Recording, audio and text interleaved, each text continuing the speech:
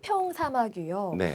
일반적인 사마귀는 제가 들어보긴 했는데 네. 지금 이 질환은 처음 들어보거든요. 일반 사마귀와는 어떻게 다른 거죠? 보통 일반인들이 알고 있는 사마귀는 이제 꽃처럼 이렇게 음. 뭐가 튀어나오는 걸 네네. 흔히 이제 사마귀라고 알고 있는데요. 네. 이 질환은 병명처럼 일단 표면이 음. 평평하다는 사마귀고요. 네. 겉보기에는 일반적인 잡티 기미 또는 주근깨와 비슷한 색깔과 모양을 하고 있기 때문에 네. 큰 문제가 없다고 생각해 방치해 두는 경우가 많은데, 네네. 초반에 이제 발견이 어려서 그렇지 음. 초반에 발견만 하면 치료를 음. 하면 쉽게 치료되는 질환입니다.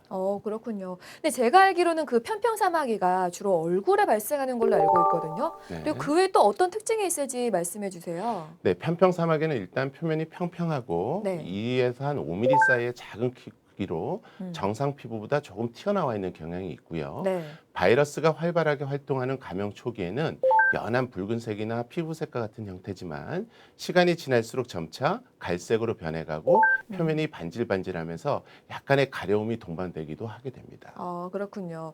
근데 그 예전에는 이런 사마귀를 하나의 질환으로 인식하지 않고 그냥 방치하는 경우가 많았는데 사실 사마귀도 분명 치료를 해야 되는 질환이 맞겠죠. 네.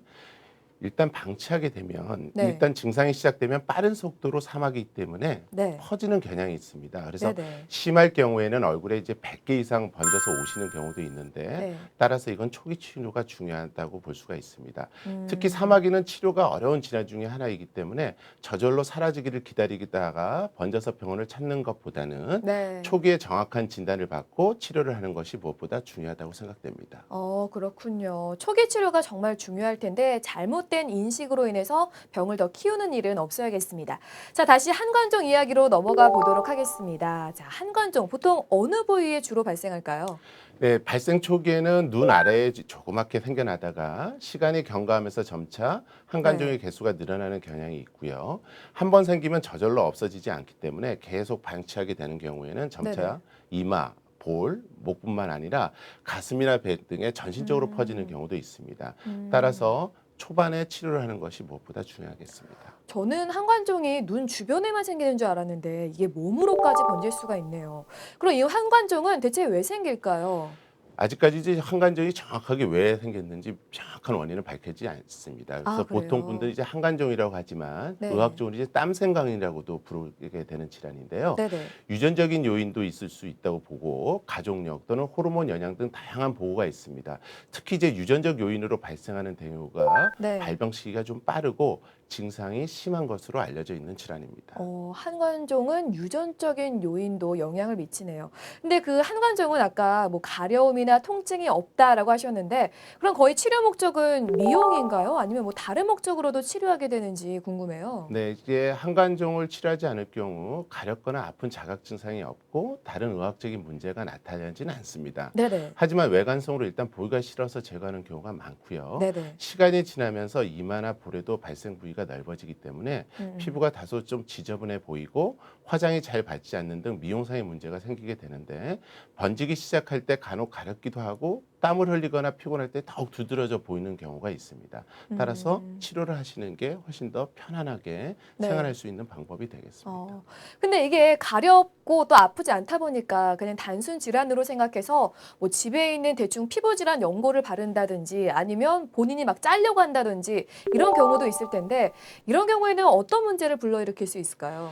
네, 먼저 이제 한관종이라는 건 모두에도 말씀드렸지만 피부 밑에 깊숙한 진피층에 존재하는 땀생관이 과도하게 증식해서 자란 것이기 때문에 네. 조직 검사를 해보면 표피 밑에 감자 넝쿨 같은 모양의 덩어리가 모여서 군집을 이루고 있는 것을 볼 수 있습니다. 네네. 결국 뿌리가 깊기 때문에 연고를 바른다거나 먹는 약으로 치료되는 것이 아니라 음, 음. 레이저 수술을 받아야 치료가 가능한 병변이 되겠습니다. 또 병변이 음. 크고 오래된 것은 시간을 두고 반복 치료를 해줘야 재발을 방지할 수 있습니다. 근데 이렇게 이야기가 나온 김에 조금 더 추가 질문 드려볼게요. 왜 네. 우리가 피부가 까질 때가 있고, 뭐 피가 날 때가 있고, 가려울 때도 있고, 그냥 데일 때도 있는데, 그때 집에서 바르는 연고는 사실 한계거든요. 네. 근데 이렇게 목적에 맞지 않게 아무런 연고를 발랐을 때 왠지 문제가 생길 것 같긴 하거든요. 어떤 네. 문제가 유발될 수 있을까요? 그렇죠. 연고는 굉장히 종류가 다양합니다. 네네. 그리고 진단을 일단 정확히 받고 치료를 하는 게 제일 중요한데요. 네네. 피부의 상태에 따라 보지 않고 이렇게 일반적으로 분류된 피부 연고들은 네. 약국에서 처방 없이 쉽게 구입할 수 있는데요. 네. 만약 연고를 바른 후에 잘 낫지 않을 경우 약효가 더 강한 것을 구입해서 바르는 분도 많고, 오히려 그런 경우에는 치료는 되지 않고 악순환이 반복될 수 있습니다. 피부 상태와 연령, 부위에 따라서 치료 연고가 다르기 때문에 자신의 피부 상태에 맞지 않는 연고를 바르는 경우 피부 감염이 되거나 오히려 자극성 피부염이 발생할 수도 있습니다. 이러한 부작용 위험을 피하기 위해서는 꼭 병원을 찾아서 일단 진단을 받고 네. 그에 상응하는 연고를 바르는 게 무엇보다 어. 중요한 방법이 되겠습니다. 그리고 이런 연고도 사실은 유통기한이 다 있는 거죠. 그렇죠. 보통 이제 연고를 개봉하게 되면 네. 그 연고에 언제까지 연고를 쓰라고 유통기한이 정해져 있습니다. 근데 보통 이제 그 글씨가 작기 때문에 방치하는 경우가 많거든요. 네네. 근데 꼭 체크를 해뒀다가 그 연고의 유통기한에 맞춰서 바르는 게 좋고요. 네. 그렇지 않고 그게 좀 헷갈리시는 경우에는 네네. 보통 처방받아서 사용한 지 한 1년, 2년이 지나면 새로운 연고를 바르시는 게 좋습니다.